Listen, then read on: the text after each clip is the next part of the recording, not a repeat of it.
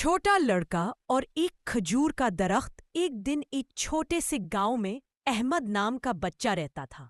وہ بہت نیک اور محنتی تھا۔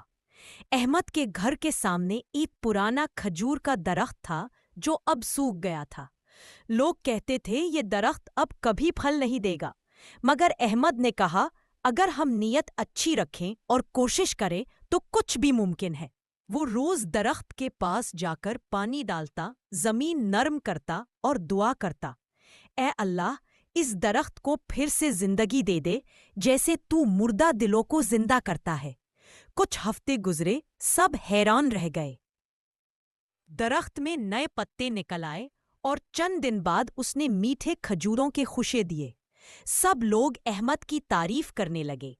احمد نے مسکرا کر کہا، میں نے نہیں، اللہ نے میری محنت اور دعا قبول کی ہے۔ سبق: محنت، دعا اور یقین سے کچھ بھی ناممکن نہیں۔ اللہ ہمیشہ ان کی مدد کرتا ہے جو نیک نیت سے کوشش کرتے ہیں۔